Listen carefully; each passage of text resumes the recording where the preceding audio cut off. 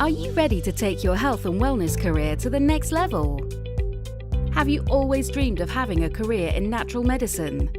Do you need to expand and protect your professional health practice with proper credentials?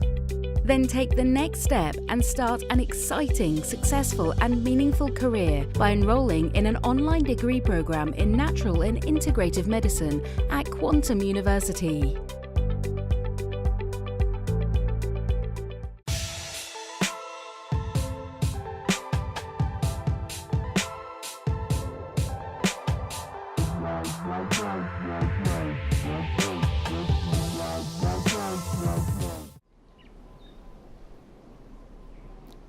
Welcome to a Pro-Consciousness Medicine conference at the World Summit of Integrative Medicine. I am Dr. Paul Drouin, medical doctor from Canada, professor of integrative medicine at Quantum University. We are living at a very exciting time where quantum physics is pushing the boundaries of the understanding of fabric of reality. As well, neuroscience with plasticity. We start just to understand that the brain can be rewired. We can change our perception, change our habit and behavior through meditation and different exercise. Decade ago, we didn't think that we had a grip, an influence, we could influence our autonomic nervous system. We just start to scratch the power of intention and the healing at distance. And as we are pushing the boundaries of medicine, of what I call pro-consciousness medicine or quantum medicine, at the same time, healthcare is in crisis. There is like an abyss between this new discovery and what is happening on the ground in the healthcare. People are concerned. We have to change in some way the equation. We have to make these two worlds meet together, integrate together. And this is what is pro-consciousness medicine. It's a medicine with awareness, where we are looking at the full potentiality of the individual instead to be in a model of linear medicine, Western medicine. Let me share with you my journey. It started years ago when I was 18 years old. And my brother was suffering from a brain cancer, osteosarcoma.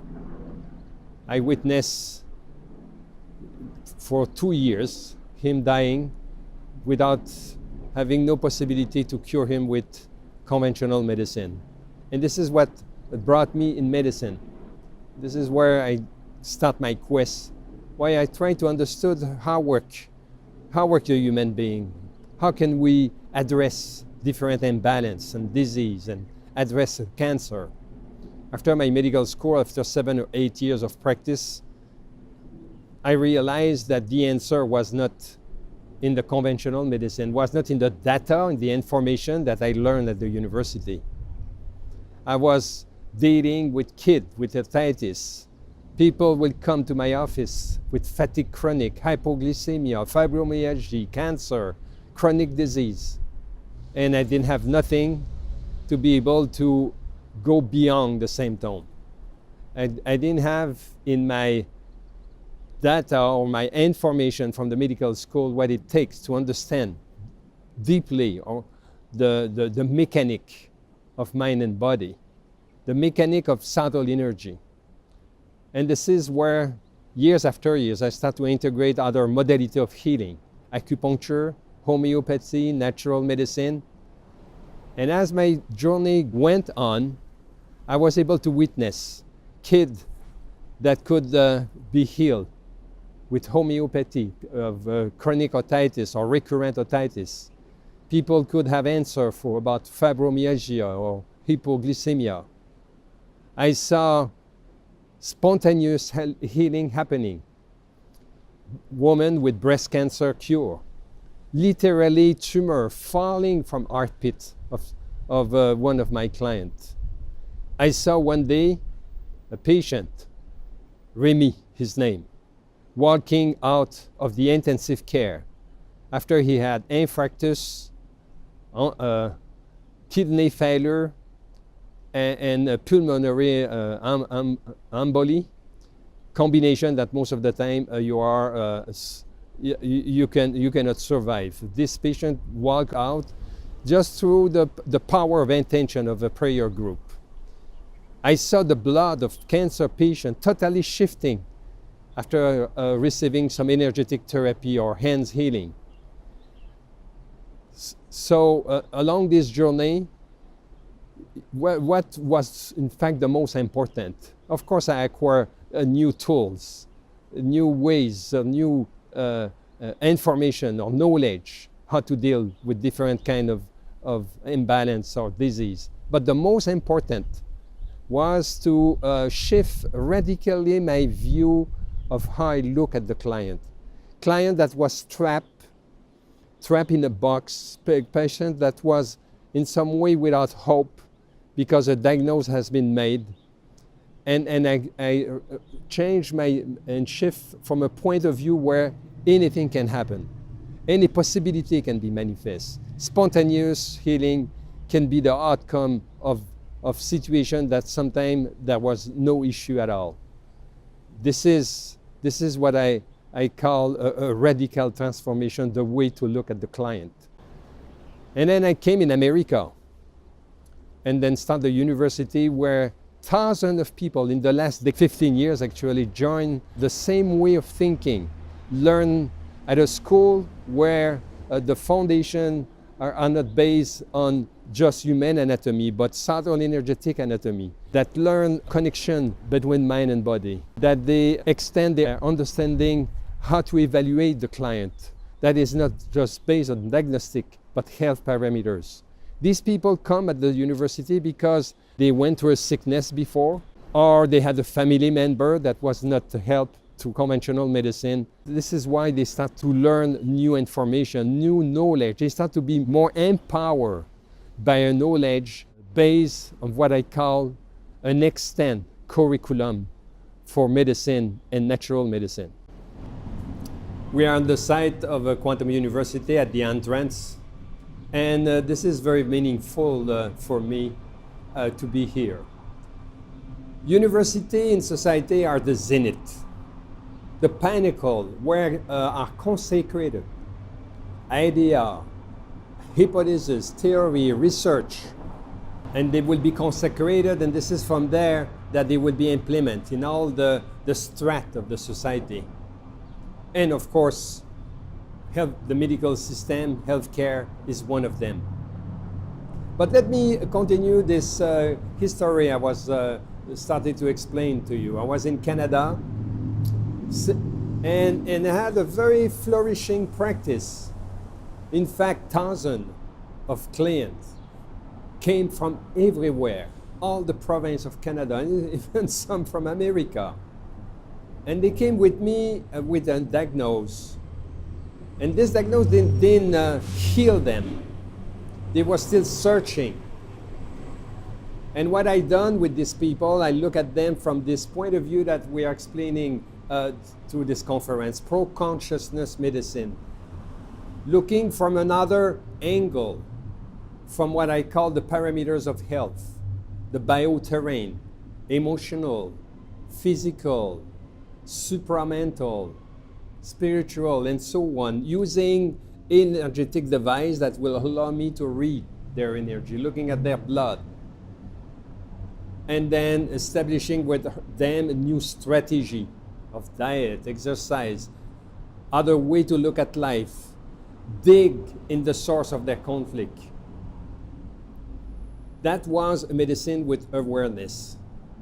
And even though this practice was very successful, and I started to do some research later on in an institute of research, my peer came to me and said, what you're doing is not scientific.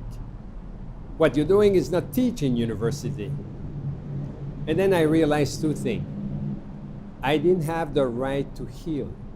I had the right to treat accordingly to the standard of what I learned at medical university, accordingly to the standard of Western medicine that are defined through pharmaceutic and surgery. Outside of this path, there was no healing for my client. There was no salvation for my client. So I realized that a doctor is not, in fact, committed to heal. His liability relies to the fact that he's following the protocol that has been taught in university. This is heavy of consequence. I could heal, if I heal and I didn't use these tools that were defined in university, I was in some way out, not anymore practicing as a medical doctor. And by the way, at that time, 95% of what I was doing and helping clients was not Western medicine. The other realization was even more important.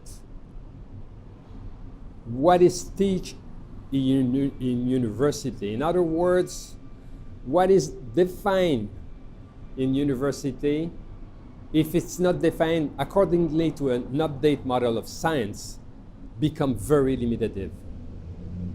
And this came the challenge to came in America in 2000, my son and I, he was at the college at this time, to lay out what will be the foundation of this new university where we will extend, update medical education on a new science, new biology, quantum physics premise that push the boundaries of understanding, neuroscience, and so on. In 2004, had another moment. And probably you had also this moment when the bleep, what the bleep do we know, came along. And we saw these physicists and psychologues and speaking in terms now in neuroplasticity and quantum physics. For me, I saw the emergency to invite some of these doctors in Quantum University, because I recognize that we need an orchestra.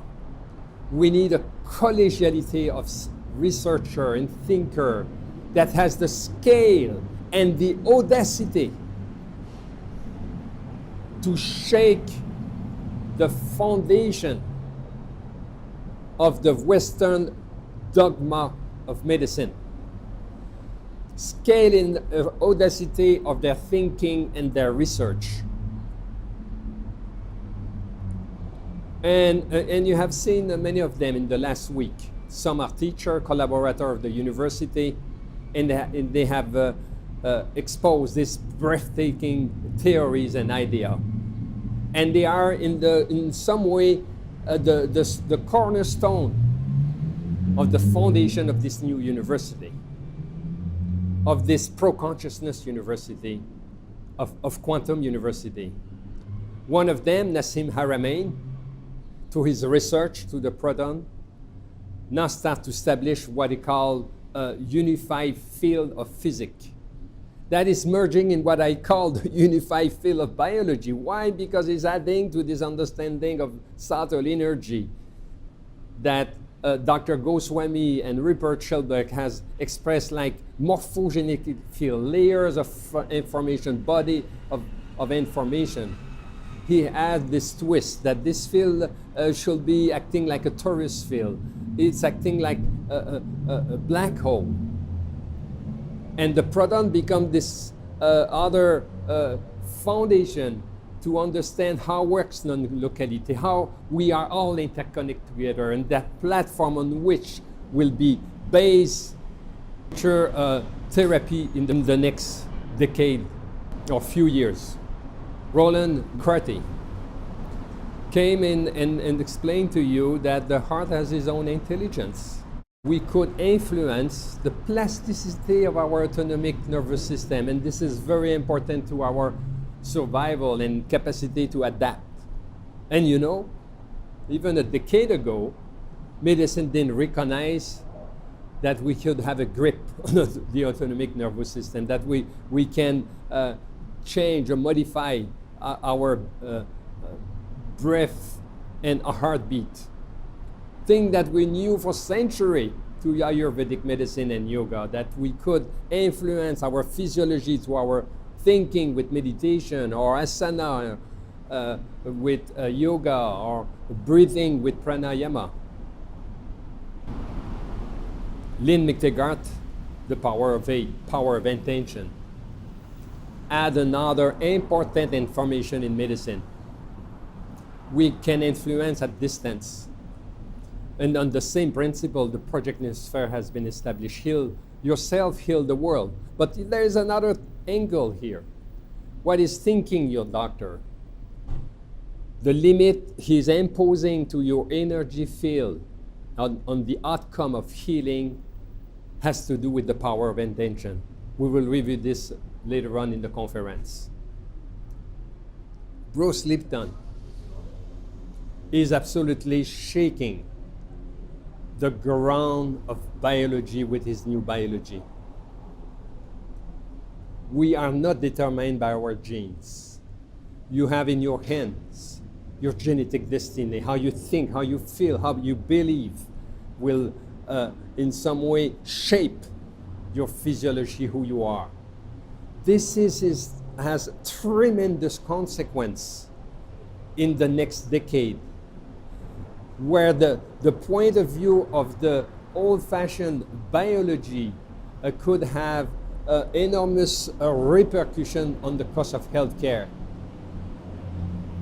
where they believe that you are determined by your genes. There is like no outcome out of there.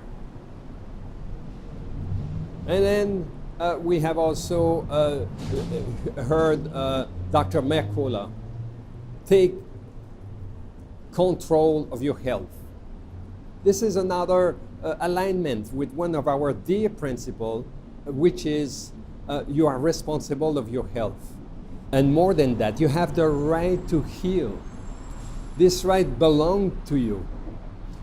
And we have to create another balance between the right of healing with the client, the healer and the doctor and the practitioner, where the responsibility of healing is not only in the hands of the doctor. This is what we call today the democratization of healthcare. And that will be also an important subject that we will touch along this conference with digital technology and digital medicine. The tree of medicine must be transplanted in a new soil, where its root can deepen and intertwine to reach a more complex source of healing knowledge and bring together all tradition of healing, ancient and modern. So what is about this new soil that we're speaking in this sentence? This new soil has to do with an update model of science. An update model of science based on the premise of quantum physics, on the new discovery of neuroscience, a new model of biology. But let's for now speak about quantum physics. What are these premises? This is what Dr. Goswami called the gift of quantum physics to healing. One of them is non-locality. We are a boundless field of information. What we see, in fact, is almost just an illusion, 0.0001% of the reality. What Western medicine bases its understanding is an infime fraction of what is the materialistic world. And then from there, we try to understand everything. We think we can cure and heal. There is much more in the unseen that there is in the seen. So we have layers of information. This is what Dr. Goswami called the body of consciousness. To be able to look at the individual, but to understand its energetic structure, its energetic mechanics, we have to lay out what we call the physical body, the vital body, that has to do with energetic medicine, the prana, the chi, the vital force from all these ancient healing systems, that has to do with the meridians, that has to do with the chakras, that has to do with this subtle energetic interconnection we have between the mind and the body. And that brings me to the other layers of information, which is the mental. How brain and mind can interact together with this ground of consciousness. And then the supramental, where are these hidden law and archetype that guide the morphogenetic field. And the bliss body. And the bliss body is revealed through meditation, to this altered state of consciousness that has spoken Dr. Dispenza. And now that we can even map with the brain mapping. This is when we reach this altered state of consciousness that we start to access other field of information. Infinite, boundless field of information. I don't think it's possible today to pretend to all knowledge without knowing the source of knowing, which is consciousness. So, having an understanding of a map that shows the physical as well as the subtle energy, now we are able to establish what we call the parameters of health. And let me tell you what this means. What this means for the healer, what this means for the doctor. I am trained as a medical doctor. If the client walk in my office, what is my scope? What is the way I will look at this client? What will guide me in my protocol to understand what's going around is to establish a diagnostic, is to understand what's wrong with that individual. And then what is done, then I will, as I said previously, I will be limited to the two paths of healing. Two paths bordered by pharmaceutic and surgery. If I am this pro-consciousness doctor now, and then my client is working in the office, the way I will look at it is in terms of parameters of health. I will be interested in what is in the bioterrain, the vital bioterrain, the emotional, the mental, the supramental that I could work with, that I could reverse the imbalance is called. Does this mean something? Oh yes, it means something. It means that most of the time when the client walks in the office of a doctor, after all the tests, if you look at the chart, 5% maybe in the average or where diagnosis will be done. For most of them, 75%, we call them functional disease.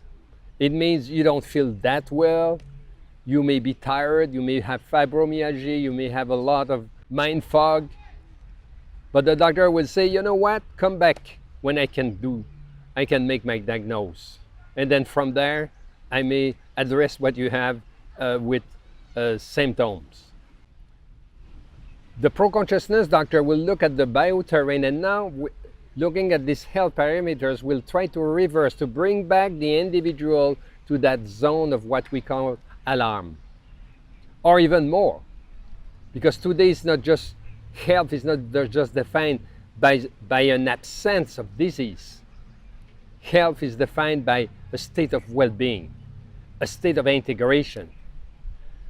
Even pro-consciousness medicine push the understanding of health, not as far than the performance of athlete, but as far to get the best of your brain, to get the best of this plasticity of your brain as you age, the plasticity of your heart and the autonomic nervous system as you age.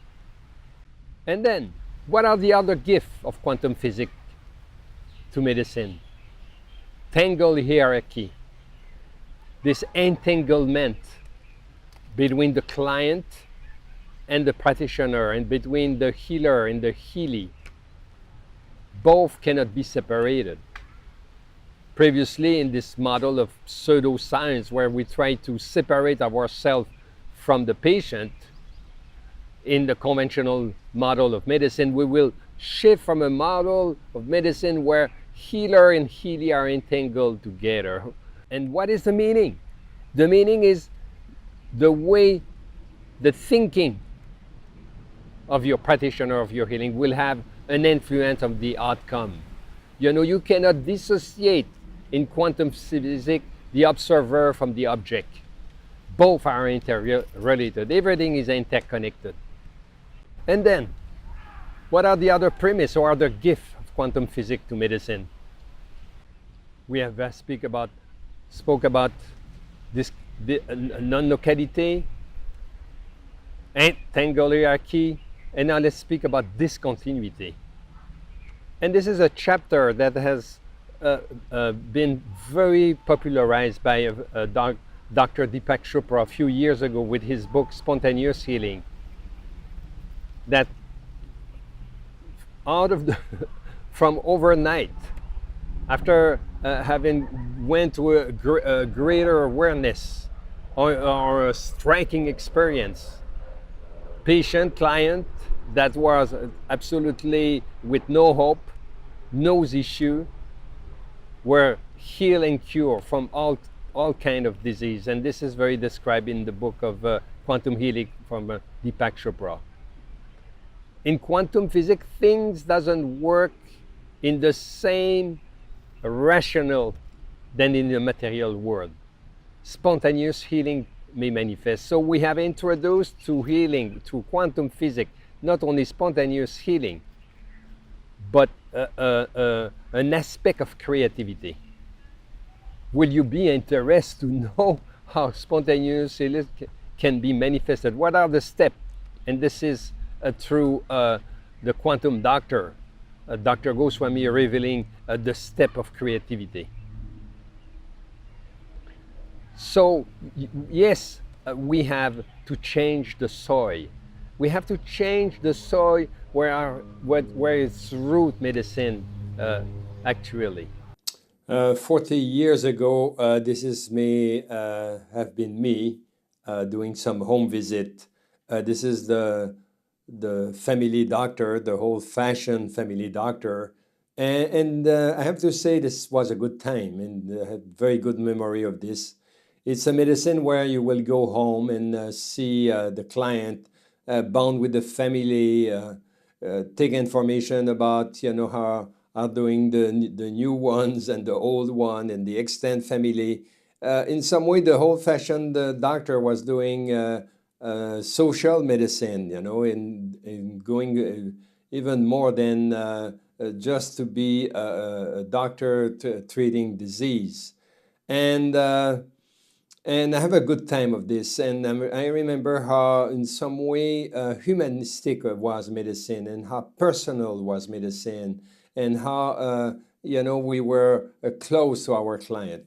Unfortunately, we have lost that. We have lose this kind of touch, humanistic touch, and as it went along after the next decade, medicine became more specialized. Medicine became more structured and bureaucratic, and even the doctor get lost because he has so many bureaucracy to take care of it.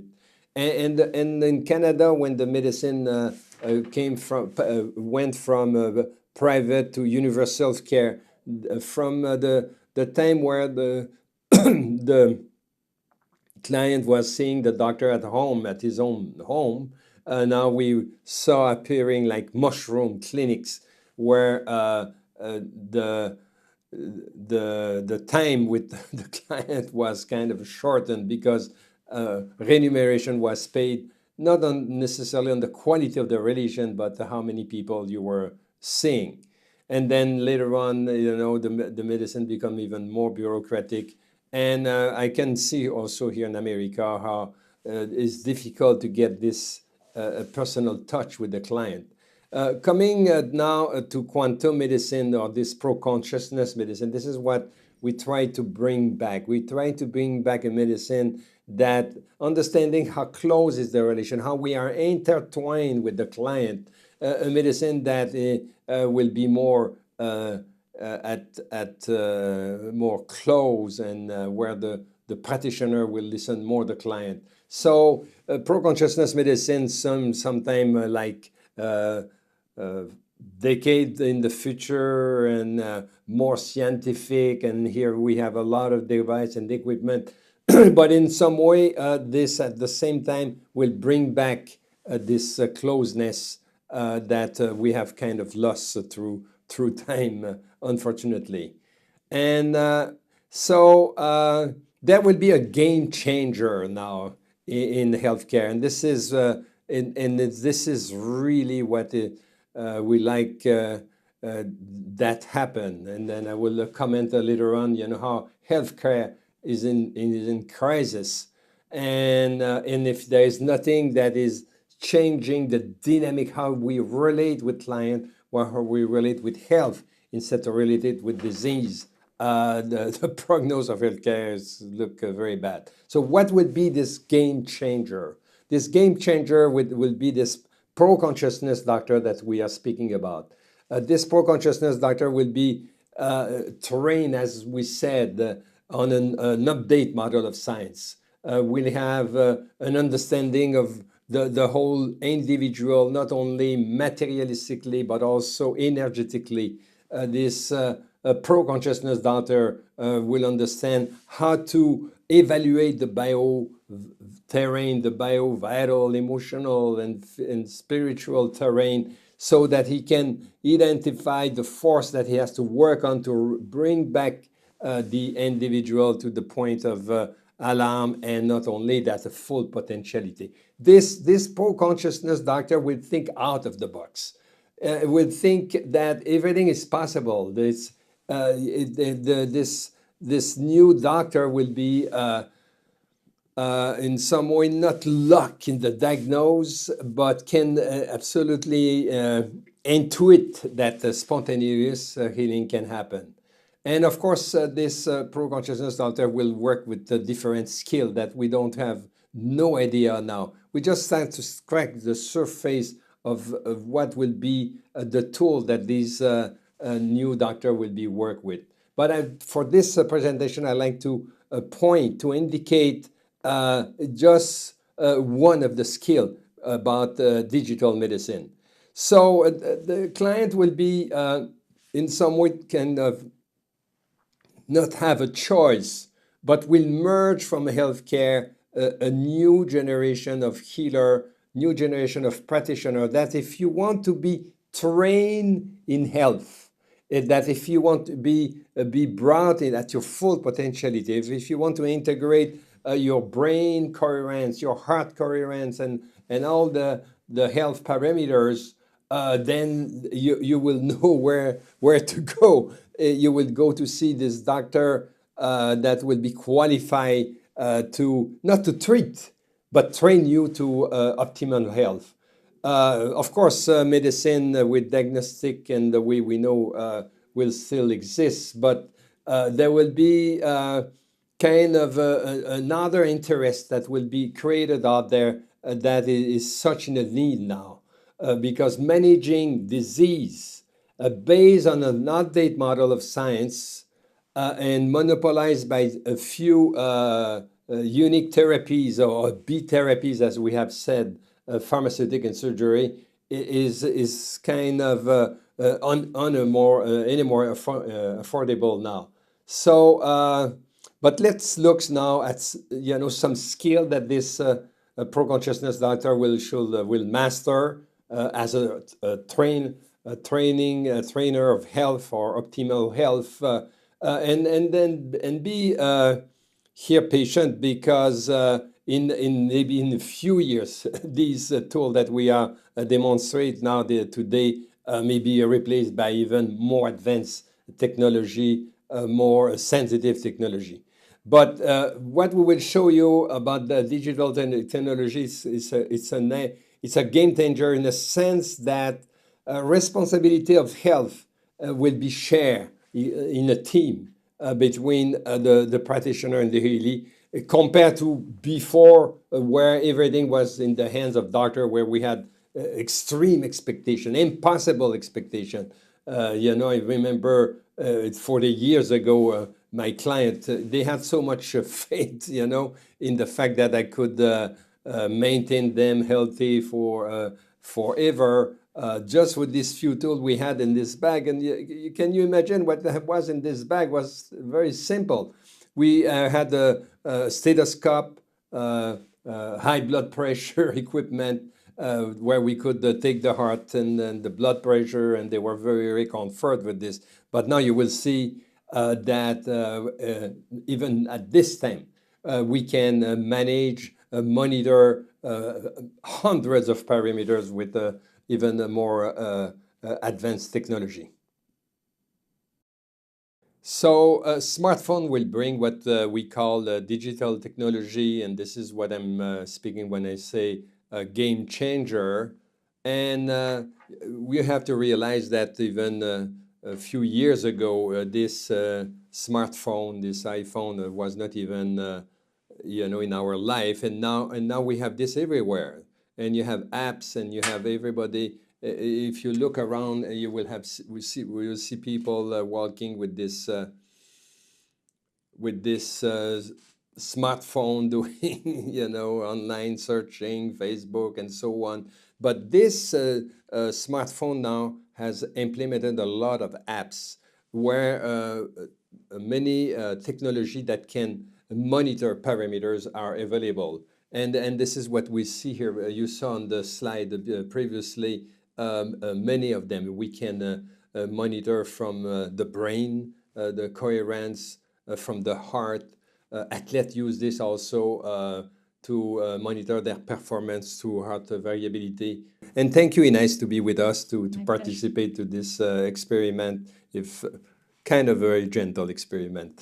And so what we have seen in the last decade is there's a lot now of apps and technology that allow to mentor these different health parameters.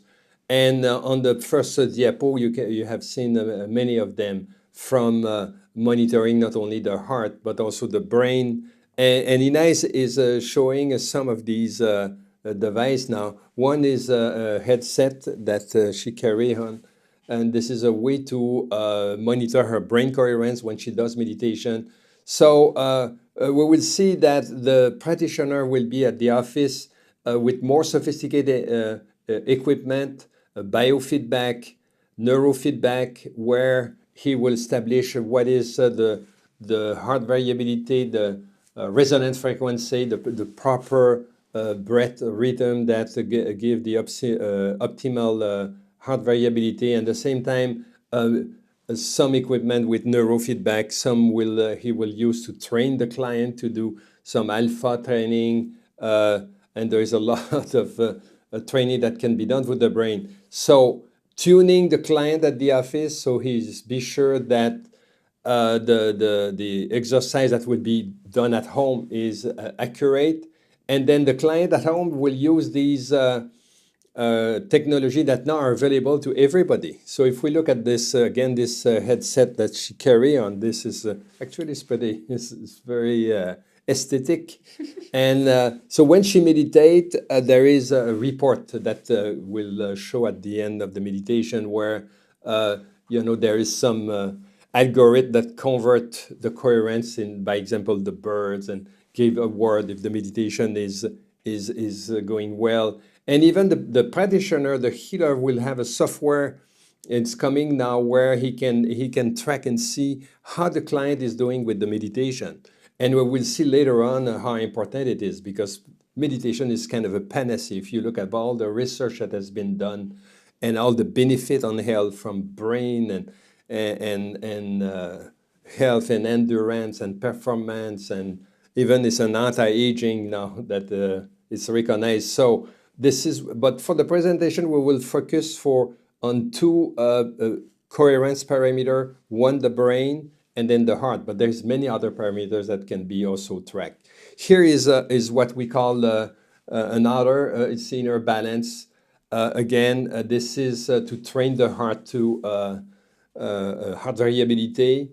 And then if through the technique of breathing, the proper breath rhythm that the practitioner will have determined at the office, she will now be practicing at home, inhaling for 5, 6, or 7 seconds, or exhaling for 5, 6, 7 seconds. And this, then you will have a report showing how much coherence you have created. And this also, you have a report, a weekly report, a monthly report. And now they have even done a community report. In other words, today, how many people has done practice the heart coherence, and how many wave coherence has been produced. This is, you see, this is fun.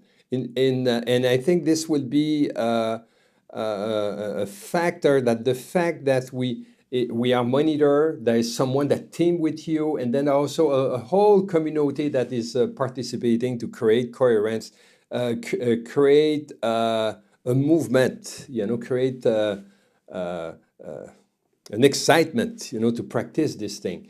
And I think this will be part of this game changer that we are hoping for. Why? Because, in the past, what were you worried about? You worried to see if your pressure is high, if your glycemia is high, if your parameters are heading to a diagnose a disease. Now you will looking at parameters in the way that you are improving your heart coherence, heart variability, that is an index of health and can predict disease, and we'll see all the benefit in a few minutes, and as well as the brain coherence. And you have others too, this is not the only one. You have watch too, like this one, that monitor blood pressure, your quality of sleep, your activity, how many steps you have done during the day, how many calories you have spent. And here you have another one that is monitoring your heart variability when you are doing exercise. You have to realize that these technology are already in the field of athlete now for probably the 20 years, where Olympian people who do very intense sport, box or biking and so on, monitor already their heart variability. Why? Because they can pace their training with their heart variability. Someday, the coach will say, no, don't go practice because your heart is not has to recuperate. And so dosing their rhythm, now they can increase their performance. It's very edgy. And same thing with meditation now. I don't think there is no more athletes that are not doing meditation or preparing them mentally before a performance. And then you have another one here, was when you start to be a little bit more aware of how important it is for your health, then you have a more sophisticated sensor. This one you will put it around your thigh, under the umbilic, and this one will also in some way monitor your breath rhythm, and as well as your pulse. And this is also a way to monitor the heart variability, to in some way also to practice resonant frequency. In other words, what is the best breath rhythm for your higher performance for your heart. And so if we overview now, it's like, yes, you can also monitor not only a brain, heart, but other factor that has to do with nutrition, training, exercise, losing weight. So can you realize now how far we are from this old-fashioned doctor who had just a blood pressure and a stethoscope to check, how this client is going. So now we are at the office of the pro-consciousness doctor, who is specialized in bio-neurofeedback. And what we have here is biofeedback equipment. So we're a little bit more sophisticated now, because we want to fine-tune INAIS, try to try to find what is the best breath rhythm that will produce the optimum heart variability. And So we also recording in the back, what we are seeing on the screen. And this is more sophisticated. Why? Because we are at the same time taking the measurement of all the biofeedback parameters like temperature, galvanic skin response. We have also muscle tension, ECG, the pulse, and of course we have a gauge here around her waist, maybe an inch over the umbilic, where we will assess the breath rhythm. So as we will see in the course, more advanced course of biofeedback, the first thing for the client is to learn the abdominal breathing. So what is most of us, we breathe adult when we go through life and in a more stress mode. It's more an upper type of breathing. So we get parasympathetic on when we start to relearn this deep breathing like babies were used to breathe. And previously, this is what I said to Inez here. And if you look here, you will have a breath pacer, and it's a little ball that go up and down. So when the ball go up, she breathed and she breathed, from the abdomen, and then she exhaled when the ball go down. And then we can adjust this breather. That will be the work of the practitioner to find, is we pace at 6, 7, 5. And as it goes, you will see an alignment with the breath rhythm and the heart. And at the same time, you have a Fourier analysis that show you the good frequency. So you want to have produce as much frequency in the 0.1 hertz. So finding and practicing with the client, because at the beginning it's not natural. Of course, it's like, you relearn how to breathe, and then you try to find the proper tuning. And in the case of Inez, she was doing much more an upper type of breathing. So it was a little bit more difficult. And this is what we see on the screen here. So she will have to practice to find that.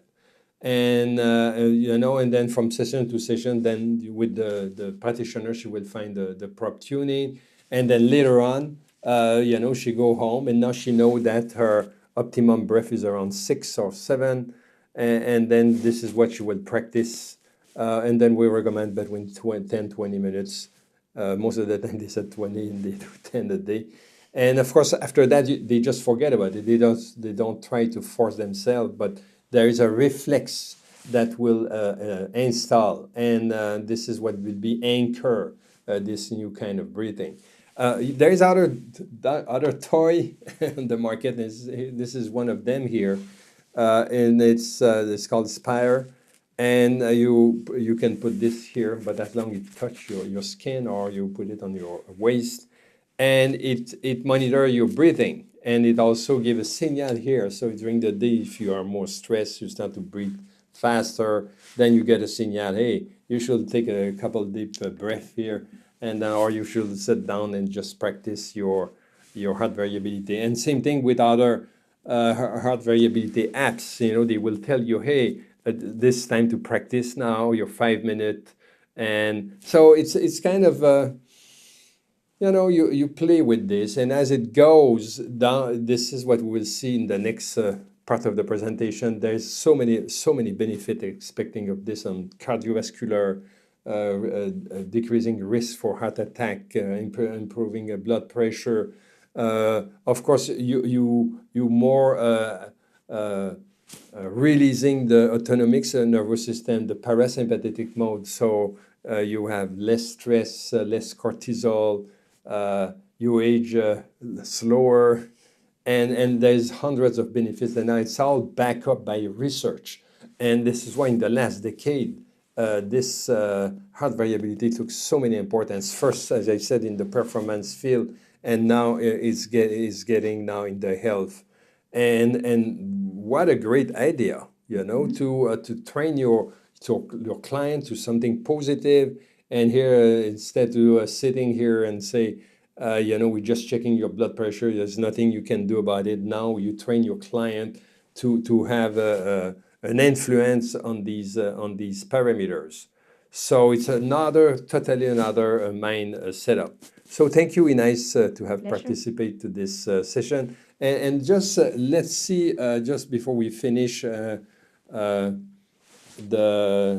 article that has been published in the JAMA. So this is recognized now, the digital technology. And of course, some doctor will use digital technology to monitor medication. So let's don't be wrong about it. But if we create or if we come with this game changer healer, doctor, practitioner that in some way look more at the health integration, of course we can come with another way to take advantage of digital technology. That article acknowledged the fact that this will be creating a change in healthcare and in the sense that, as I spoke previously, a democratization. So more information, more knowledge, and it's an empowering knowledge because it's not just reading online about some problem. It's a knowledge that a mirror, feedback yourself on your state of health. And we expect by 2020, 78 millions of consumers that will use these technologies. So this is it's not something to stop. It's just something that will just penetrate more the market. And then let's create a pro-consciousness doctor that will team with the client, as we see here, to increase brain and heart coherence, the plasticity of the brain, plasticity of the heart, that are again major factor in the prevention and improve health. If we're looking now at the future of healthcare, the future in some way questionable if we don't change the equation, if there is no game changer. Recently at the Senate, when they debated the Healthcare Act, the Senate came to an impasse. But the questions were not exactly the right question. The debate between government or privatization of medicine is not necessarily what will bring a solution. I came from Canada, where we have universal healthcare. And I am in America now for more than 15 years. And at this point, no matter what, no matter which country, none is rich enough to absorb the costs of healthcare. Some study that has been published by Forbes demonstrate that in the last 50 years, the cost of healthcare has quadrupled compared to other goods and service. And it's not only that. Medical error rank in third place as a cause of death. Another study by a British medical journal has demonstrated that healthcare with the medical error rank in the third place as a cause of death just after heart disease and cancer. And someone can wonder, how come medical error can create so much death? Recently, the Washington Commission of Opioid declared state of emergency. 142 people are dying every day over overdose. In 3 weeks, we have the equivalence of the September 11. In a year, the Vietnam War. In the next decade, we expect more than 500,000 people will die over overdose. And in the 80%, the problem of opioid was created by a medical prescription.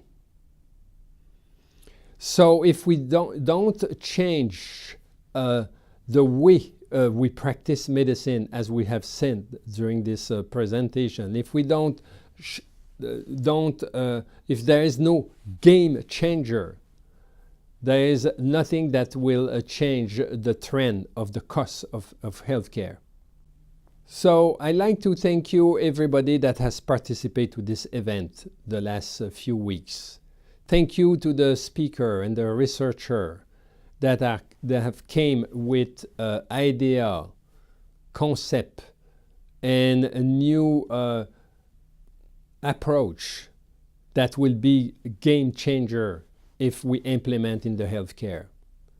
Thank you to all the students that has joined university during the last 15 years and already are a factor of change in their society, in their practice, in clinics, working at different levels of our society.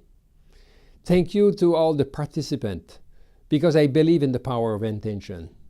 I believe that you are also pioneer of this new shift, this new paradigm shift that is so necessary in healthcare.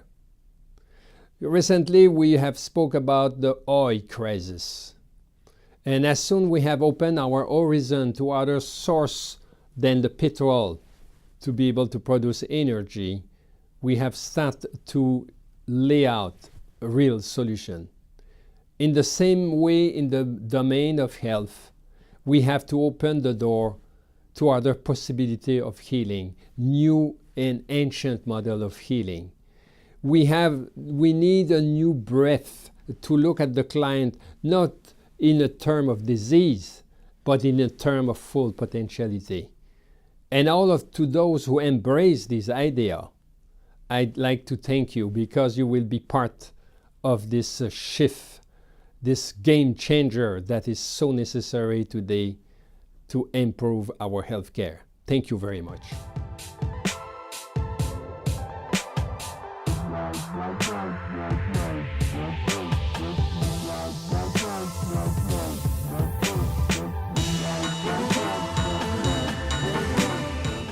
Quantum University is the world's largest institution of higher learning to provide online degrees and certification programs in holistic, alternative, natural, and integrative medicine based on the science of quantum physics.